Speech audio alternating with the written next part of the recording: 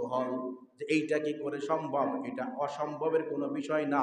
মাল্লাহুল মাওলা ফালাহুল কুল, তুমি আল্লাহর হয়ে যাও, তামাম পৃথিবী আল্লাহ তোমার গোলাম বানাই দেবে। मिटा दो तेरा हस्ती को खुदा की शान में, मिटा दो तेरा हस्ती को खुदा की शान में, ताकि तूने खक से मिलकर गुले गुलजार हो जाए। বান্দারে, তুমি তোমার অস্তিত্বকে, তুমি তোমার আমিত্বকে আল্লাহর জন্য বিলীন করে দাও। মোমবাতি যেমন নিজে জ্বলে জ্বলে জ্বলে জ্বলে মানুষকে আলো বিলায়, নিজের অস্তিত্ব আগুনের কাছে বিলীন করে দেয়। এই জন্য মোমবাতির দাম অনেক বেশি, কমসে কম 5 টাকা ছোট্ট করে একটা মোমবাতি পাওয়া যায়। আর মোমবাতি যদি বলতো যে না রে আগুন আমাকে পোড়াইতে পারবি না, আমি গলবো না, খবরদার আমার কাছে আসবি না, ওই মোমবাতির কোনো দাম থাকতো না। কি বলেন, থাকতো নাকি? এই জন্য আল্লাহ রাসূল বলেন আন-নাসু মাআদান কামাদিনিদ যাহাব ওয়াল ফিদ্দা, মানুষ হচ্ছে একটা খনিজ পদার্থের মতন। কেমন যেন সে সোনা আর রূপা। কেন এত পদার্থ থুইয়া আল্লাহ রাসূল কেন মানুষকে স্বর্ণ রূপার সাথে তাসবিহ দিলেন? এই কারণে স্বর্ণ রূপার দাম বেশি। মনে করেন স্বর্ণ যদি স্বর্ণকারকে বলে খবরদার আমারে আগুনে পোড়াইতে পারবি না, পানিতে চুবাইতে পারবি না, আবার অ্যাসিড দিয়ে জ্বালাইতে পারবি না, হাতুড়ি দিয়ে পিটাইতে পারবি না, আমি যেমন বার হিসেবে আছি, চাঙ্গা হিসেবে আছি, এমন চাঙ্গা হিসেবে থাকবো। বলেন তো ওই স্বর্ণের চাঙ্গাকে কেউ কি কিনবে নাকি? কিনবে? এমন বড় বড় যদি বার থাকে, চাঙ্গা থাকে স্বর্ণের, ওই বার যদি আপনাকে 500 টাকা করে দেওয়া হয় কেজি, কিন্তু ওইটা গলানো যায় না। আমি যখন কোনো কাজের জন্য ইচ্ছা পোষণ করি, আমি আল্লাহ কোনো কাজের জন্য যখন ইচ্ছা করি যে আমি এই কাজটা করব, কাজটা আমার বলা লাগে না, করা লাগে না। আমি যদি বলি কোন হয়ে যাও, ফায়াকুন, সঙ্গে সঙ্গে হয়ে যায়। সুবহানাল্লাহ বলেন। আমি এই পাহাড়কে বলেছি পাহাড়, খবরদার বাকি যারা আছে সবাই মারা যাবে, কিন্তু আমার আব্দুল্লাহর গায়ে যেন একটু আসর না লাগে। আশিকানা আরজুয়ে দেগরাস, ই জমিরা আসমানো দেগরাস, माशुकू से क्या मजा है, आशिकू से पहुंचियो, शाके गुल में क्या मजा है, बुलबुलू से पहुंचियो। আব্দুল্লাহ ইবনে তামের নিচে এসে দাঁড়ায় গেলেন, সুস্থ শরীরে দেখাম। উপস্থিত জনগণ যারা ওখানে গেছিল আব্দুল্লাহর মরণ দেখার জন্য, যখন দেখলো যে না ইউসুফ জুনাওয়াশের সৈন্যগুলো মারা গেছে, কিন্তু আল্লাহর সৈন্য, আল্লাহর সৈনিক আব্দুল্লাহ সশরীরে সুস্থভাবে, সুস্থ বডিতে নিচে নেমে এসেছে।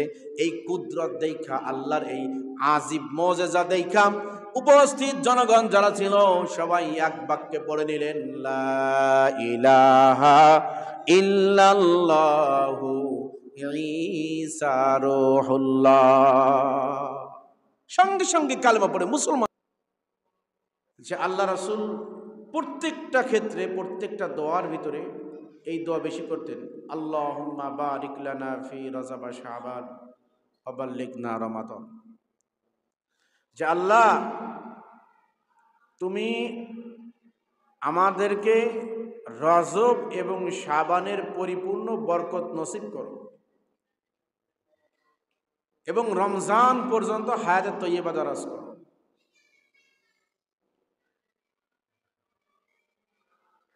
কারণ রমজানটা হচ্ছে মুমিনের কলব পরিষ্কার করার জায়গা। মানুষ যেমন অসুস্থ হয়ে গেলে হসপিটালে যায়, ডাক্তারের শরণাপন্ন হয়, তো আল্লাহ রাব্বুল আলামিন রমজান মাস দিয়ে বুঝাইতে চাচ্ছেন, বান্দা তুই 11 মাস পর্যন্ত শয়তানের ওয়াসওয়াসায় পড়ে, নফসের ধোঁকায় পড়ে গুনাহ করেছিস, তোর কলবটা রোগাক্রান্ত হয়ে গেছে। ওই রোগাক্রান্ত কলবটাকে পরিষ্কার করার জন্য, সুস্থ করার জন্য আমি আল্লাহ হসপিটাল স্বরূপ, ট্রিটমেন্ট স্বরূপ, প্রেসক্রিপশন হিসেবে তোর কাছে রমজান মাস পাঠাই দিলাম। সুবহানাল্লাহ। এই জন্য আল্লাহ রাসূল সাল্লাল্লাহু আলাইহি ওয়াসাল্লাম বারবার এই দোয়া পড়তেন, আল্লাহুম্মা বারিক লানা ফি রজব শাবান ওয়া বাল্লিগনা রমাদান। আল্লাহ তুমি আমাকে রমজান পর্যন্ত হায়াত দাও। তো যেহেতু রজব মাস ইমান পিউরিফাই করার মাস, ইমান খাঁটি করার মাস, আর আমার ধারাবাহিক আলোচনার ভিতরে চলতেছিল সূরা বুরুজের তাফসীর। বুরুজও হচ্ছে ইমানদারদেরকে সান্ত্বনা দেওয়ার জন্য আল্লাহ নাজিল করছিলেন। গত জুমায় আলোচনা হয়েছে, শানে নজুল আলোচনা চলতেছিল।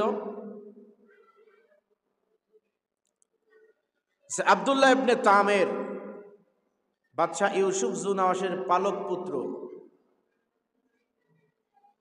এই আব্দুল্লাহ ইবনে তামের যখন তার ভিতরে যে আল্লাহর ভয়, আল্লাহর প্রেম আছে, এটি যখন প্রকাশ পেয়ে গেছে, তো ইউসুফ জুনাওয়াস তাকে মারার জন্য বিভিন্ন কলা কৌশল অবলম্বন করেছে, বিভিন্ন কৌশল। সে চিন্তা করছিল যে আব্দুল্লাহ ইবনে তামের হচ্ছে ওদের লিডার, যদি তাকে মেরে ফেলা হয় তাহলে তার সাথীবর্গ যারা আছে এরা অটোমেটিক ঈমান ছেড়ে দিবে। এই জন্য আব্দুল্লাহ ইবনে তামেরকে মারার ফন্দি আঁটলেন এবং ঘোষণা করে দিলেন রাজ্যের ভিতরে যে আব্দুল্লাহ ইবনে তামেরকে অমুক দিন, ওদের দিনটা ছিল রবিবার, আমাদের যেমন শুক্রবার ছুটির দিন, অফ ডে, ওদের দিনটা ছিল রবিবার, ওদের অফ ডে।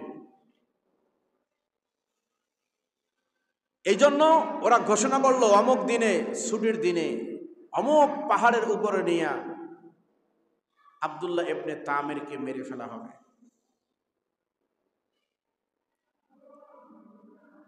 বাদশাহ ইউসুফ জুনাওয়াসের হুকুম মোতাবেক আব্দুল্লাহ ইবনে তামেরকে ওই পাহাড়ের চূড়ার উপরে উঠাইছে, হাত পাও বেঁধে আব্দুল্লাহ ইবনে তামেরকে যখন পাহাড়ের উপরে উঠাইছে, আব্দুল্লাহ ইবনে তামের বলেন, এ ইউসুফ জুনাওয়াসের সৈন্যরা, তোমরা তো আমাকে মারতে পারবে না, কারণ আমার হায়াতের মালিক যিনি, মৌতের মালিক তিনি, আমার হায়াতের মালিক হলেন আল্লাহ, আর আমার মৌতের মালিকও হলেন আল্লাহ।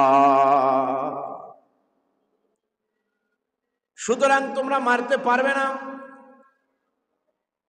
এই যখন বলল, ওই সৈন্য সামগ্রীরা তাকে মারার জন্য কৌশল হিসাবে তার হাত পা গুলো বেঁধে ফেলেছে। হাত পাও বেঁধে তারা পাহাড়ের চূড়ার উপরে নিয়ে গেছে। চিন্তা করছে পাহাড়ের উপর থেকে যখন আব্দুল্লাহ ইবনে তামেরকে ছেড়ে দেওয়া হবে, নিচে গড়ায়া গড়ায়া পড়তে পড়তে পাথরের আঘাতে আব্দুল্লাহ ইবনে তামেরের মাথাটা ফেটে যাবে, অঙ্গ প্রত্যঙ্গ গুলো ছিন্ন বিচ্ছিন্ন হয়ে যাবে, এরপরে আব্দুল্লাহ ইবনে তামের মারা যাবে। এমন যন্ত্রণাদায়ক মৃত্যু দেওয়ার জন্য আব্দুল্লাহ ইবনে তামেরের হাত পা বেঁধে পাহাড়ের চূড়ার উপরে নিয়ে গেছে। আর রাজ্যের সমস্ত মানুষগুলো পাহাড়ের নিচে দাঁড়ায় অপেক্ষা করতেছে যে আব্দুল্লাহ ইবনে তামের কখন নিচে পড়বে, তার মৃত দেহগুলো দেখে তারা সান্ত্বনা অনুভব করবে, সান্ত্বনা নিবে। যখন পাহাড়ের চূড়ার উপরে উঠাইস, আব্দুল্লাহ ইবনে তামের মালিক একটা ডাক দিলেন, মালিক, হায়াতের মালিকও তুমি, মৌতের মালিকও তুমি, আয় আল্লাহ, ইচ্ছা যদি করো তাহলে তুমি আমাকে মারতে পারো, আবার যদি ইচ্ছা করো তুমি আমাকে এখান থেকে বাঁচাইতে পারো। তার কারণ হলো গিয়ে এদের কোনো ক্ষমতা নাই, পাহাড়েরও কোনো ক্ষমতা নাই, পাহাড় আমাকে মারতে পারবে না, কারণ পাহাড় যদি ক্ষমতা থাকতো তাহলে তোমার নূরে যখন ওই যে তুর পর্বত জ্বলে ভস্ম হয়ে গেছে, মুসার তো কিছু হলো না। ইব্রাহিমকে আগুনের কুণ্ডলিতে ফেলানো হলো, আগুনেরও কোনো ক্ষমতা নাই। কবি বলেন আতেশে নমরুদ আগার চশমে নিস্ত, আতেশে নমরুদ আগার চশমে নিস্ত, বাখলিলশ চুতরহা মে করদে নিস্ত। যদি নমরুদের আগুনের চক্ষু না থাকতো তাহলে ওই আগুন কেমন করে ইব্রাহিম খলিলকে চিনলো? আর যদি পাহাড়ের চক্ষু না থাকতো তাহলে মূসা আলাইহিস সালাতু ওয়াস সালামকে কেমন করে চিনলো? মালিক রে, পাহাড়ের মারার কোনো ক্ষমতা নাই, মানুষের মারার কোনো ক্ষমতা নাই। আল্লাহ আমাকে তুমি বাঁচাতে পারো, আবার পারো তুমি মারতে। আল্লাহ আমাকে তুমি বাঁচাতে পারো, আবার পারো তুমি মারতে। আব্দুল্লাহ ইবনে তামের যখন এইভাবে কাকুতি মিনতি করে আল্লাহর কাছে ফরিয়াদ করতেছে, মালিক এদের মারার কোনো ক্ষমতা নাই, মরণ দেওয়ার মালিকও তুমি, আর জীবন দেওয়ার মালিকও তুমি। তুমি যদি আমার এখন মরণ লেখে থাকো মালিক, আমার মরণ হয়ে যাবে। কিন্তু বাদশাহ ইউসুফ জুনাওয়াস সে জয় লাভ করে ফেলবে তোমার বিপক্ষে, তোমার দিনের বিপক্ষে। আমি যদি মারা যাই, তোমার দুর্বল ইমানদার যারা আছে তারা আতঙ্কিত হবে, ভয়ে মারা যাবে, ভীত সন্ত্রস্ত হয়ে হয়তোবা তারা ইউসুফ জুনাওয়াসের ধর্ম অবলম্বী হয়ে যাবে। তারা ইউসুফ জুনাওয়াসকে খোদা বলে মানতে স্বীকার করে দিবে। অতএব মালিক তুমি আমাকে এখন আর একটু সময় হায়াত দারাজ করো, আর তোমার পাহাড়কে হেফাজতকারীতে ফেরেশতাগুলো আছে এদেরকে একটু পারমিশন দাও, ওরা যেন এদেরকে একটু শিক্ষা দেয়া দেয়। এবার যেন প্রত্যেকটা বৃক্ষকে, প্রত্যেকটা সৃষ্টিকে রক্ষা করার জন্য, হেফাজত করার জন্য, পর্যবেক্ষণ করার জন্য আল্লাহ রাব্বুল আলামিন ফেরেশতা নিযুক্ত করে রেখে দিয়েছেন। আমাদের অঙ্গ প্রত্যঙ্গগুলো হেফাজত করার জন্য আল্লাহ ফেরেশতা নিযুক্ত করছেন। আমার আপনার আমল নামায় কি লেখা হবে? দুইজন ফেরেশতা নিযুক্ত করলেন, একজন ফেরেশতা নেক আমল লিখতেছে, আর একজন ফেরেশতা বদ আমল লিখতেছে। আমার আপনার কর্ণ হেফাজত করার জন্য কান পাহারাদার আছে, আমার আপনার চক্ষু হেফাজত করার জন্য চক্ষু হেফাজতকারীরা আছে, আমার আপনার বডিটাকে হেফাজত করার জন্য বডি হেফাজতকারী ফেরেশতা নিযুক্ত আছে। আমার আপনার খাবারগুলো পাকস্থলীর ভিতরে কেমনে লিকুইড হবে এইটাকে ওয়ার্কার হিসেবে আল্লাহ রাব্বুল আলামিন লক্ষ লক্ষ ফেরেশতাদেরকে আমার আপনার বডির জন্য নিযুক্ত করে রাখছে।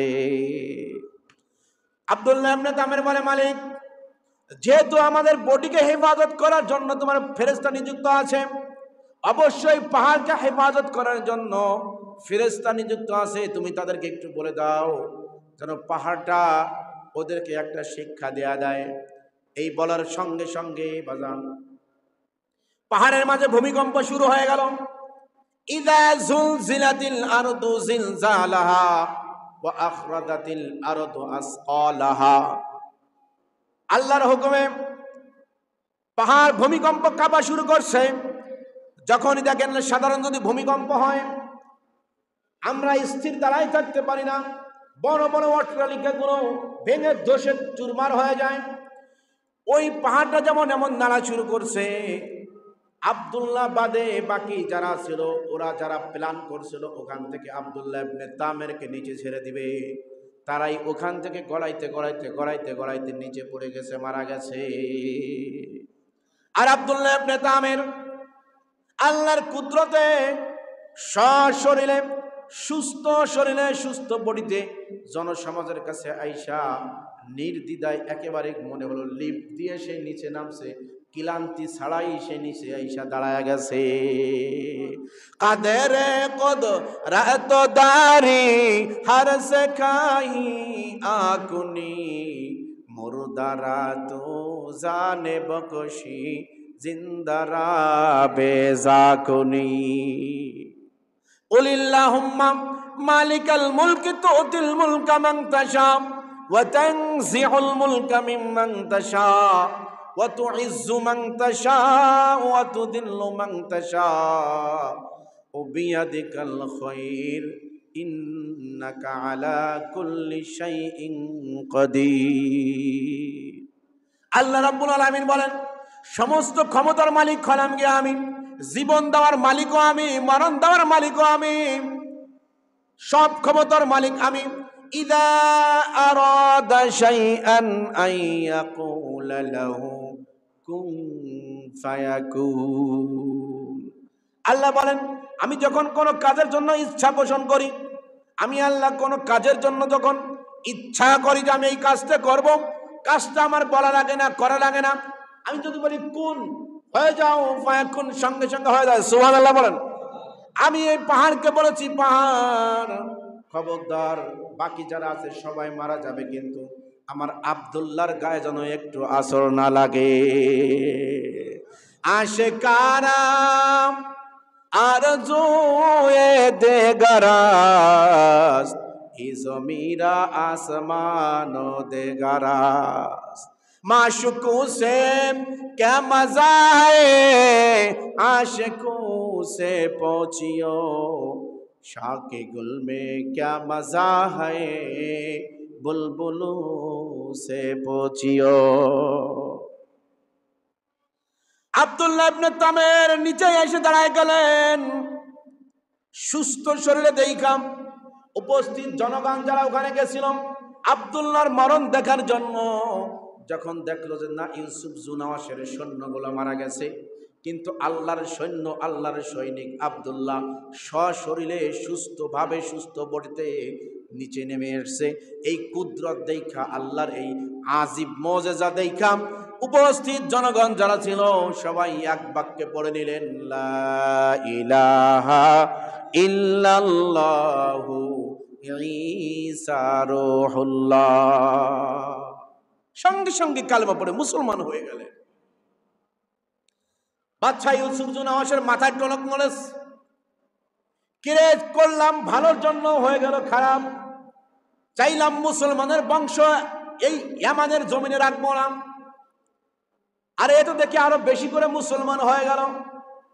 এইবার উজির বুদ্ধি দেয়, ও বাদশা নামদার, ওকে এমন করে মারা যাবে না, কিভাবে মারতে হবে? ওদেরকে এমনি মারলে হবে না, আব্দুল্লাহ ইবনে তামেরকে আগে পানির ভিতরে নিয়ে কষ্টের মরণ দেওয়া লাগবে, আগুন পানিতে চুবায়া চুবায় মারতে হবে। ওর ওই কষ্টদায়ক মৃত্যু দেখার পরে তার সাথীবর্গ যারা আছে তারা কালেমা ছেড়ে দেবে, আপনাকে খোদা বলে মানবে। নাউজুবিল্লাহ পড়েন। আব্দুল্লাহ ইবনে তামের মনে মনে হাসে, কারণ প্রথম চান্সে প্রথম পরীক্ষায় পাশ করছে। মনের মধ্যে ফুর্তি আসে না নাই? জোরে বলেন। মনের মধ্যে আরো ফিলিংস, খুশি, কারণ মরণের মালিক হলেন আল্লাহ, হায়াতের মালিক হলেন আল্লাহ। আরো ঈমান পাকাপুক্ত হয়ে গেছে, কারণ পাহাড় থেকে নিচে নেমে আসছে, সশরীরে মরে নাই। সাথীবর্গ যারা ছিল, যারা আব্দুল্লাহ ইবনে তামেরকে মারাবার জন্য, হত্যা করার জন্য ওই পাহাড়ের চূড়ায় নিয়েছিল, তারা মারা গেছে। অথচ আব্দুল্লাহ ইবনে তামের সশরীরে নিচে নামে আসছে। এইটা দেখা সবাই মুসলমান হয়ে গেল, আর ওদের ইমানের পাওয়ারও আরো বেড়ে গেছে। এবার আব্দুল্লাহ ইবনে তামেরকে একটা নৌকা জাহাজে করে সমুদ্রের ভিতরে নিয়ে গেছে মারার জন্য। সমুদ্রের ভিতরে নিয়ে মারবে, কিভাবে মারবে পরামর্শ করেন। হাত পাও বাঁধো। শুধু হাত পাও বাঁধলে হবে না, যেহেতু এ আল্লাহর গোলাম হতে পারে, কোনো না কোনো কর্মে ছুটে যাইতে পারে, মুক্ত হয়ে যাইতে পারে। তা কি করবা? ওর বুকের উপরে ওজন আলা পাথর চাপা দাও, পাথর দিয়ে বাঁধো। হাত পাও বাঁধার পরে বুকের উপরে পাথর দিল, এইবার ছেড়ে দাও। এই পাথরের ওয়েটে ও সমুদ্রের তলদেশে চলে যাবে, ওখান থেকে ওকে কেউ ছাড়াইতে পারবে না। ওখানে বৈশে বৈশে ও মরে পচে শেষ হয়ে যাবে। এই সিমটম, এই চিন্তা চেতনা নিয়ে ওরা জাহাজে উঠছে। জাহাজ সমুদ্রের মাঝে চলে গেছে। যাওয়ার পরে যখন আব্দুল্লাহ ইবনে তামেরকে মারার জন্য হাত পা বাঁধল, বুকের উপরে বিশাল বড় ওজনের 2 থেকে 3 মণ ওজনের পাথর চাপা দিছে। পাথর চাপা দেওয়ার পরে ছেড়ে দেবে। এমন সময় আব্দুল্লাহ ইবনে তামের আল্লাহর দিকে 7-8 আঙ্গুলি দ্বারা এমন ইশারা করে বলে, মালিক রে, তুমি আমাকে, আল্লাহ আমাকে তুমি বাঁচাতে পারো, আবার পারো তুমি মারতে। কি বলেন, পারে না? বলেন না, আল্লাহ আমাকে তুমি বাঁচাতে পারো, আবার পারো তুমি মারতে। আব্দুল্লাহ ইবনে তামের যখনই এমন করে কাকুতি মিনতি করে আল্লাহর কাছে অ্যাপ্লিকেশন দরখাস্ত জমা দেয়া দিল, আল্লাহ রাব্বুল আলামিন বলেন, রে আব্দুল্লাহ, চিন্তা করিস না, লা তাহজান লা তাখাফ ইন্নাল্লাহা মা'না। পৃথিবীর কেউ তোর পাশে থাকার দরকার নাই, আমি মালিক তোর সাথে আছি। আল্লাহু আকবার বলেন। পৃথিবীর কেউর কাছে তোর থাকার দরকার নাই, আমি মালিক তোর সাথে আছি। কিসের তোর টেনশন? ওই সমুদ্র যার গোলাম, তুইও তো আমার গোলাম। সমুদ্র আমার কথায় চলে, জাহাজ আমার কথায় চলে, পাহাড়ও আমার কথায় চলে। যেই মালিক তোরে পাহাড় থেকে বাঁচাইতে পারলো, ওই মালিককে তোরে সমুদ্র থেকে বাঁচাইতে পারবে না। আল্লাহ আল্লাহ ক্যা মুবারক নাম হায়, अल्लाह अल्लाह आशिकों का काम है, अल्लाह अल्लाह ईत शीरीन इस्तनाम, शीर शक्कर मिकुनद जानम तमाम। আল্লাহর প্রেমে যদি কোনো বান্দা আল্লাহর প্রেম সাগরে ডুব দেয়, আল্লাহর প্রেমের সাগরে যেই বান্দা ডুব দিছে, সে বুঝে আল্লাহর সাথে সম্পর্ক করার মজাটা কি। যেই বান্দা নামাজ পড়ে না, ও নামাজের মজা বুঝবে না। যেই বান্দা তাহাজ্জুদ পড়ে না, ও তাহাজ্জুদের মজা বুঝবে না। যেই বান্দা রোজা রাখে না, ও বান্দা রোজার মাঝে যে কি মজা এইটা বুঝবে না। যেই বান্দার সাথে আল্লাহর সাথে মালিকের সাথে সম্পর্ক নাই, ওর পাওয়ার যে কি ওটা নিজে ও বুঝবে না। সাধারণ লজিক দিয়া বোঝেন, এই বাংলাদেশের সরকারের যদি একজন ভিআইপি পিএস থাকে, একান্ত সিকিউরিটি থাকে কেউ একজন, তার পাওয়ার একজন মন্ত্রীর থেকে বেশি না কম? জোরে বলেন। একজন সামান্য পিএস বডিগার্ড, সিকিউরিটি গার্ডের পাওয়ার যদি এমন হয়, দুনিয়ার একজন সরকারের পাওয়ার যদি এমন হয়, দুনিয়ার সরকারের দলীয় কোনো নেতার একটা পদ যদি পায়, ওই পদের পাওয়ারে তার রাস্তায় হাঁটার চলা যায় না। পদের পাওয়ারে সে মানুষকে মানুষ মনে করে না। আর যেই বান্দা আল্লাহর পাওয়ারে চলে, যেই বান্দা আল্লাহর পাওয়ারে চলে, ওই বান্দার অবস্থা কি হয়? আব্দুল্লাহ ইবনে তামের বলেন, তোদের যা মন চাই তোরা তাই কর, হায়াতের মালিক তোরা নাম, তোদের হাতে আমার মরণ আল্লাহ লেখে নাই। সমুদ্র কেন যদি নমরুদের আগুনের মতন আগুনি কুণ্ডলি জ্বালাও, আবার যদি ওই জায়গায় ইব্রাহিমের মতো আমাকে ফেলায় দাও, ওই আগুনও আল্লাহর গোলাম, আগুনটাকেও আল্লাহ আমার জন্য ফুল বাগিচায় পরিণত করে দিবে। আব্দুল্লাহ ইবনে তামের বলেন, হে নাফরমানের বাচ্চারা, দে আমাকে সমুদ্রের মাঝে ছেড়ে, সমস্যা নাই, আমি ভয় পাই না, কারণ হায়াতের মালিক আমার আল্লাহ, মৌতের মালিক আমার আল্লাহ। আমার মরণ যদি সমুদ্রের মাঝে লেখা থাকে, আল্লাহ রাব্বুল আলামিন কোরআনে কারীমের মাঝে এটা বলেন, লিকুল্লি উম্মাতিন আজাল, ইযা জাআ আজালুহুম লা ইস্তাখিরুনা সাআতাও ওয়ালা ইস্তাকদিমুন। আল্লাহু আকবার। আল্লাহ রাব্বুল আলামিন বলেন, তোমার যখন মৃত্যুর সময় নির্ধারিত করা আছে, ওই সময় তোমার মরণ হবে। আব্দুল্লাহ ইবনে তামের বলেন, আমার মরণ যদি সমুদ্রের মাঝে লেখা থাকে তাহলে আমি মরব। তোদের ফর্মুলা অনুযায়ী আমার মরণ হবে না, আমার মরণ হবে আমার আল্লাহর ডিরেকশন অনুযায়ী। ওই নাস্তিক, ওই ইহুদির বাচ্চারা আব্দুল্লাহ ইবনে তামের বুকের উপরে পাথর চাপা দিল। পাথর চাপা দিয়ে যখনই সমুদ্রের মাঝে ছেড়ে দিছে, আল্লাহর কি কুদরত, আল্লাহর কি কুদরত, পাথরখানার তলে চলে গেছে। পাথরখানার তলে যাইয়া ফোমের মতন ভাইসা রইছে, আর পাথরের উপরে আব্দুল্লাহ ইবনে তামের ভাসতে ভাসতে কুলে চলে আসছে। আল্লাহ আল্লাহ ক্যা মুবারক নাম হয়, अल्लाह अल्लाह आशिकों का काम है। हकीकत से तो दुनिया बेखबर है, दुनिया की नुमाइश पर नजर है। नमी गोयम के अज दुनिया जुदा बाश, बाहर कारे के बाशी बा खुदा बाश। जिसते दुनिया अज खुदा गाफिल मुदाम, नए कमाशक न करहो फरजंद जांद। आबे दर किश्ती हलाके किश्तियास्त, आबे अंदर जीर किश्ती पुश्तियास्त। কবি বলেন ওই যে জাহাজের উপরে যারা চলে গেছে আব্দুল্লাহ ইবনে তামেরকে মারার জন্য, ওরা তো হাকিকত বুঝে নাই।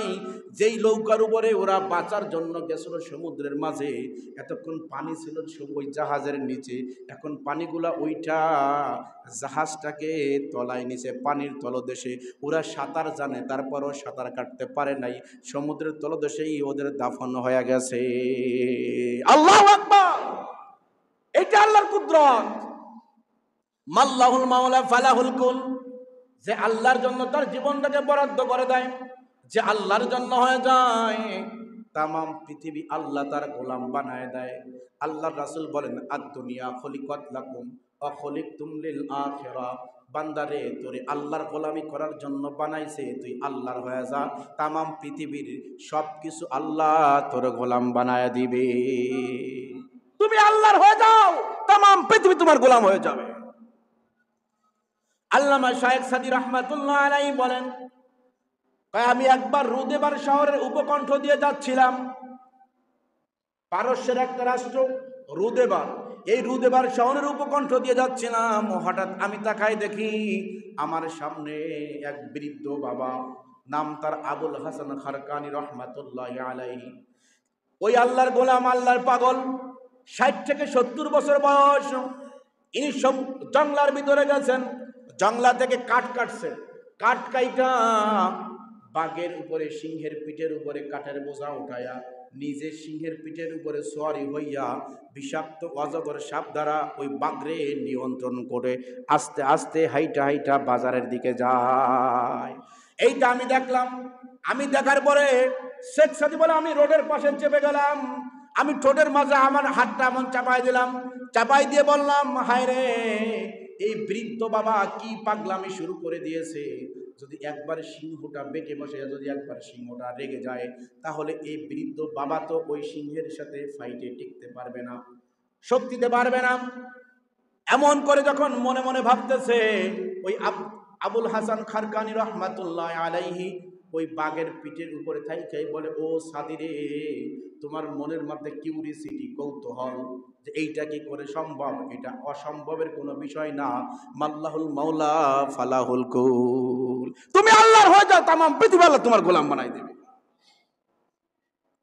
মিটা দো তেরা হস্তি কো খুদা কি শান মে, मिटा दो तेरा हस्ती को खुदा की शन में, ताकि तूने खक से मिलकर गुले गुलजार हो जाए। বান্দারে, তুমি তোমার অস্তিত্বকে, তুমি তোমার আমিত্বকে আল্লাহর জন্য বিলীন করে দাও।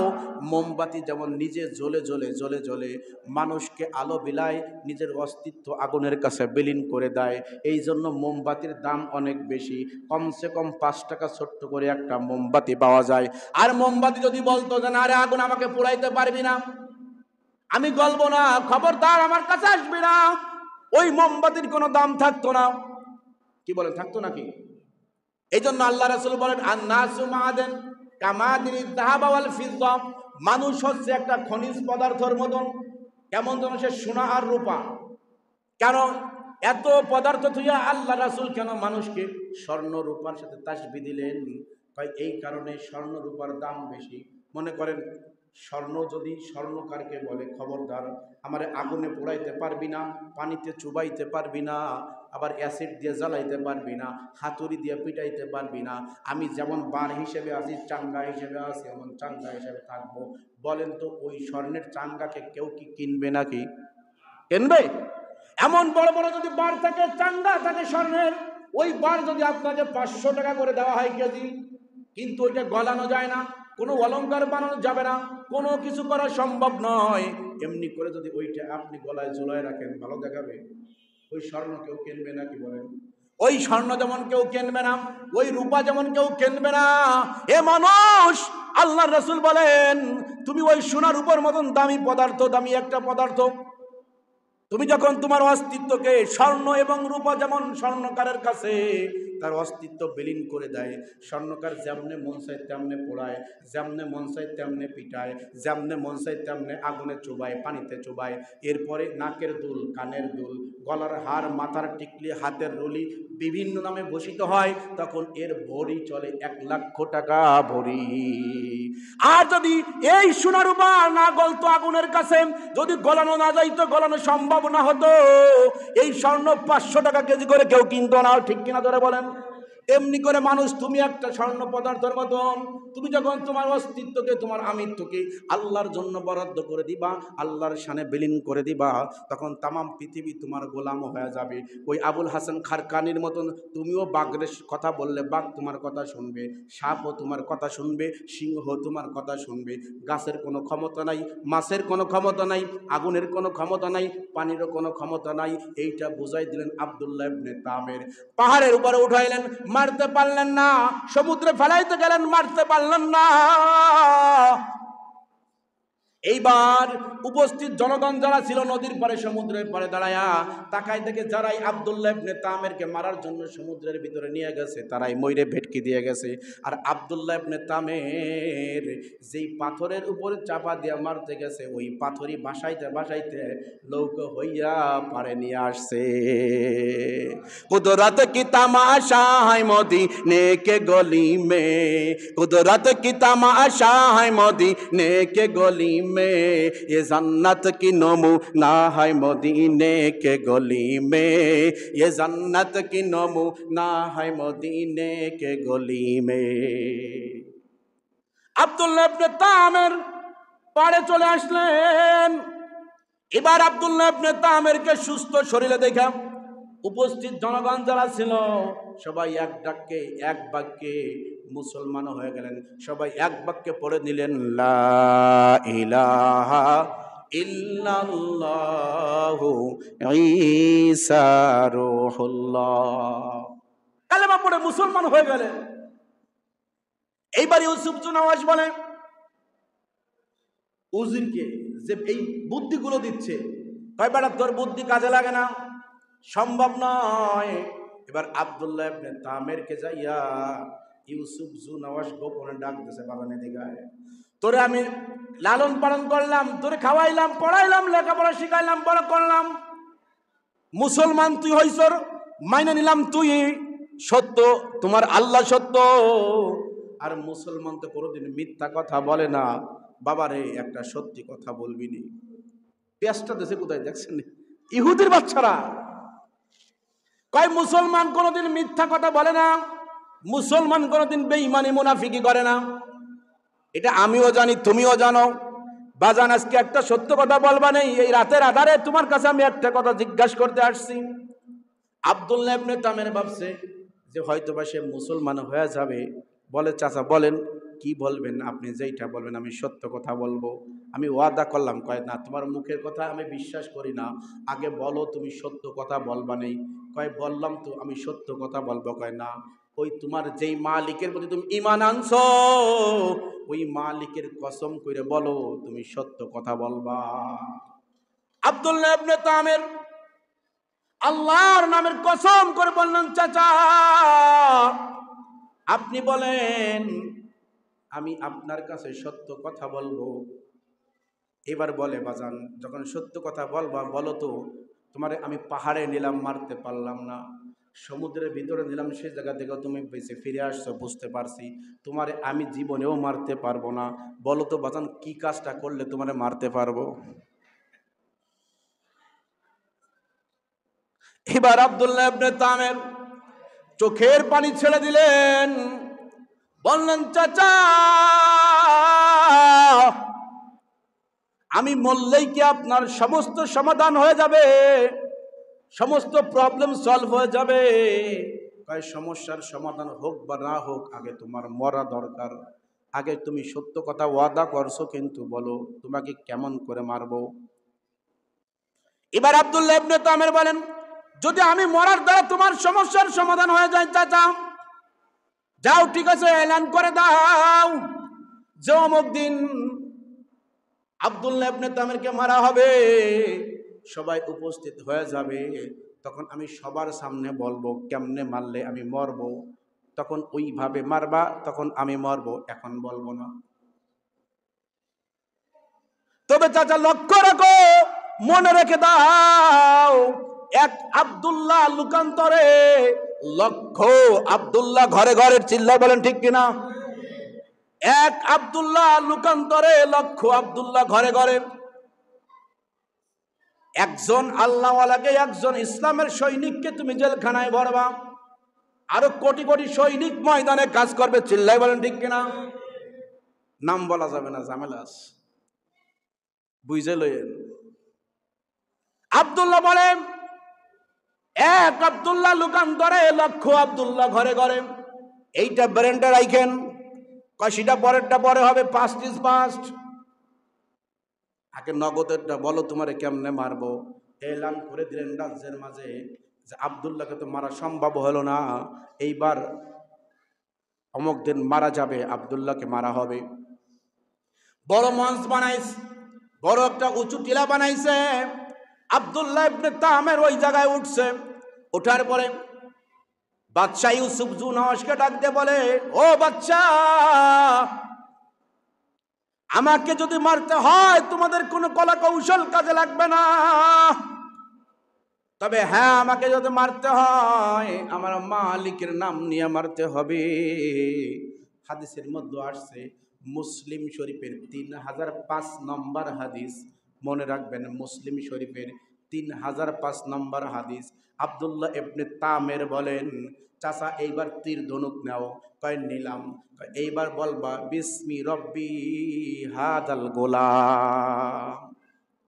এই বইলা বিসমি রব্বি হাদাল গোলাম, এই এক রাওয়ায়াত, আর এক রাওয়ায়াত বিসমি রব্বিল গোলাম।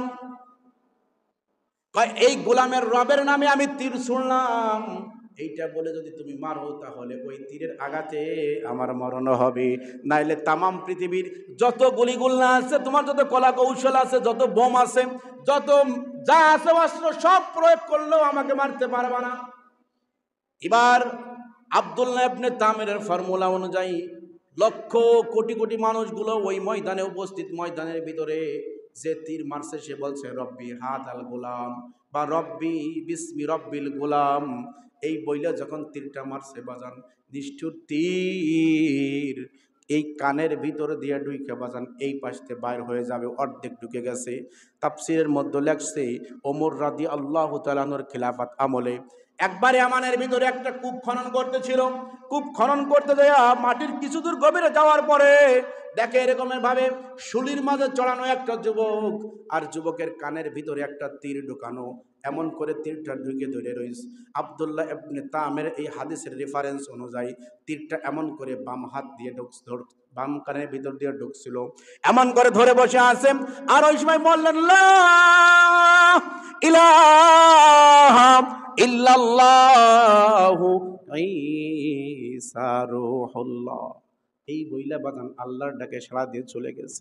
এইটা যখনই দেখছে, যখনই ওই উপস্থিত জনগণ দেখছে, উপস্থিত জনগণ তো সবাই অ্যালার্ট পারসন, সবাই জ্ঞানী গুণী মানুষ, বুঝা ফেলাইছে বাচ্চা ইউসুফ জুনওয়াশ খোদা নামের গাদা।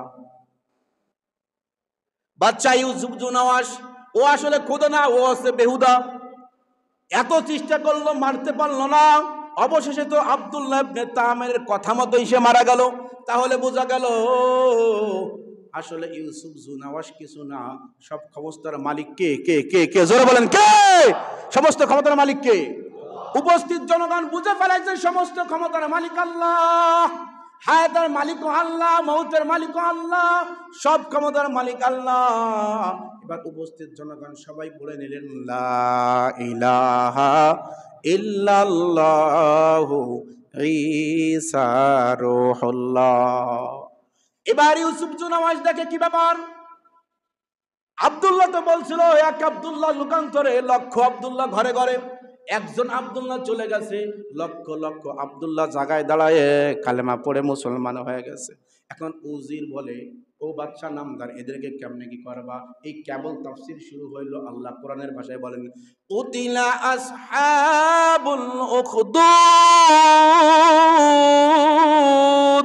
আল্লাহু আকবার বলেন। কোরআনে আল্লাহ বলেন কুতিলা আসহাবুল উখদুদ। ওই উজির শিক্ষা দিল, উজির বলল বাদশা নামদার মুসলমানদেরকে এমন ভাবে মারা যাবে না, ওদেরকে একটা গর্ত খনন করেন, এই গর্তের ভিতরে আগুন জ্বালান, এবার সমস্ত মুসলমানদেরকে ওই জায়গায় পোড়ায়া পোড়ায়া মারে। এবাজান আজকের অবস্থা ঠিক তেমনই হয়ে গেছে। আপনি আল্লাহর নাম নইতে পারবেন না সঠিকভাবে। আল্লাহর দুনিয়া, আল্লাহ লাহুল খালকাল আমর, সৃষ্টি আল্লাহর, হুকুম চলবে তার, রাজত্ব আল্লাহর। আল্লাহর জমিনে দাঁড়ায় আল্লাহর দেওয়া নিঃশ্বাস গ্রহণ করি, আল্লাহর দেওয়া রেজেক গ্রহণ করি, আল্লাহর দেওয়া জবান দিয়ে কথা বলি, তাও আবার আল্লাহর বিপক্ষে। সব কিছু আমার মালিকের, এরপরও আমি মালিকের বিপক্ষে কথা বলি, মালিকের বিপক্ষে চলি। এই জন্য কথা বলতে গেলেই নয় জেল হবে, নয় ফাঁস হবে। স্বাধীনতা পাইছি কিন্তু বাস্তব স্বাধীনতা পাই নাই। এই জন্য আইনুদ্দিন আল আজাদ বলছিল স্বাধীনতা চাইনি আমি এই স্বাধীনতা, স্বাধীনতা পাইনি চেয়েছি যেই স্বাধীনতা। স্বাধীনতা চাইনি আমি এই স্বাধীনতা, স্বাধীনতা পাইনি চেয়েছি যেই স্বাধীনতা। যাহা চেয়েছি তাহা পাইনি আমি, পেয়েছি যা তা চাইনি। যা চেয়েছি তাহা পাইনি আমি, পেয়েছি যা তা চাইনি। তাই তো আমি বিদ্রোহী আর কথাগুলো বেআইনি। চিল্লায় বলেন ঠিক কিনা? আজকে আপনি আল্লাহর নাম নেবেন, সেখানে বাধা। কোরআনের আইন চালু করবেন, সেখানে বাধা। আপনি আল্লাহর রাসূলের দেখানো পথ মত অনুযায়ী চলবেন, সেখানেও বাধা। কিন্তু যদি আপনি মন্দিরে যে পুজো দেন সেই জায়গায় বাধা নেই। ওয়াজের মানস ওয়াজ চললে কয় ঘুমের ডিস্টার্ব হয়, কিন্তু গান সারা রাত বাজলে ঘুমের ডিস্টার্ব হয় না, হার্টের সমস্যা হয় না। মুসলমান এইটা শিক্ষা দিলেন কুতিলা আসহাবুল উখদুদ। ওই বাচ্চা ইউসুফ জুনাওয়াশ মুসলমানদেরকে পোড়ায় পোড়ায় মারতেছিলেন গর্ত খনন করে। কুতিলা আসহাবুল উখদুদ আন্নারি যাতিল ওয়াকুদ।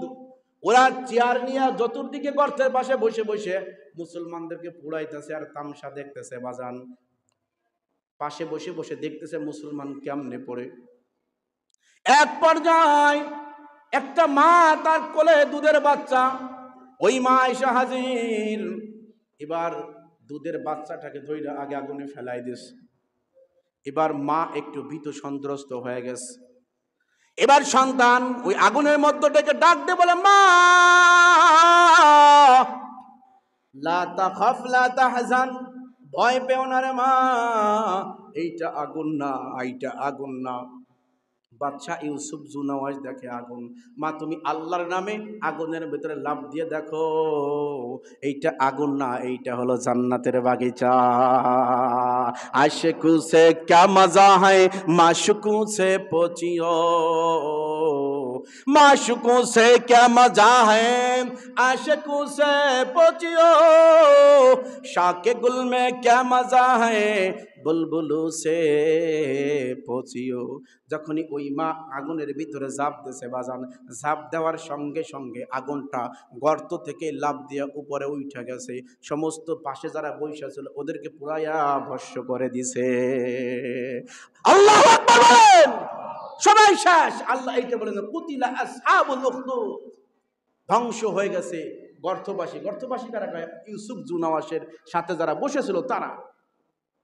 এই জন্য বাজান এই ঘটনা যখন আল্লাহ রাসূল সাহাবীদেরকে শুনাইতেছিলেন, সমস্ত সাহাবীরা এক লগে আল্লাহু আকবার বলে ফালায় উঠছেন। সুবহানাল্লাহ বলেন, একবারে ফালায় উঠছেন।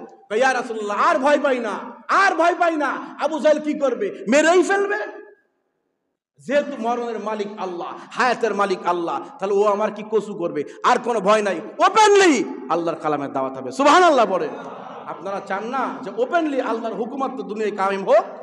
আল্লাহ আমাদের সকলকে আল্লাহর হুকুমতের ভিতরে ওপেনলি চলার তৌফিক দান করুক এবং পরিপূর্ণভাবে আল্লাহর গোলাম বানায় দিক। চিল্লায় বলেন আমিন। আসসালামু